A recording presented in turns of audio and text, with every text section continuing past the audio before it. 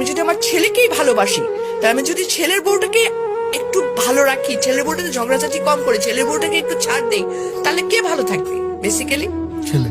Yes, এই জিনিসটা মাদের মাথায় ঢুকাইতে হবে যে আমি আমার ছেলের বউকে আমার ছেলের হ্যাপিনেসের জন্য ছাড় দিব। সত্যিকার অর্থে যদি আমি বলবো, একটা ছেলের বিয়ে দেওয়ার পর সংসারটাকে হ্যাপি করার ক্ষেত্রে 80% ক্ষেত্রে একটা শাশুড়ির ভূমিকা অনেক, মানে ছেলের মা। ডেফিনেটলি কোনো জায়গায় ছেলে বউ খারাপ আছে, কিন্তু exceptional cannot be an example. বেশিরভাগ শাশুড়ি কিন্তু বেশি আমার দখলদারিত্ব মনোবৃত্তিতে চলে যান। এখানটায় যদি ওনারা একটু ছাড় দিতে পারেন, ওনারা যদি একটু মনে করেন যে না, একটা যখন আমি আমার মেয়ের জামাইকে বলছি কি যে আরে আমার মেয়ের জামাই কত ভালো, আমার মেয়েকে কিছুই করতে দেয় না, সারাদিন অফিস থেকে এসেও সে মেয়েকে রান্নায় হেল্প করে।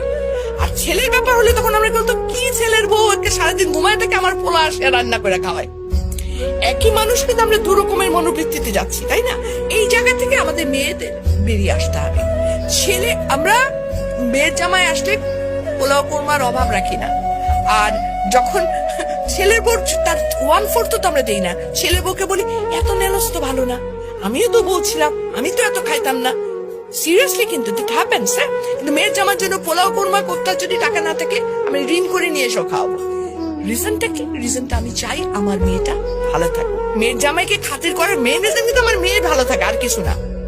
আরেকটা জিনিস আমি সরি, আমরা বড়রা যদি ছাড় দিতে পারি, আমরা বড়রা যদি একটু উদার ভাবে চলি, আমরা বড়রা যদি একটু হলেও আচ্ছা ঠিক আছে ওটা এত হিটলারি নিয়মে না যাই, আমি শাসিত হয়েছিলাম তখন অতএব তুমিও শাসিত হবে এরকম থেকে, তাহলে কিন্তু ছেলের বউটা অটোমেটিকলি অনেকটা চেঞ্জ হয়ে যাবে।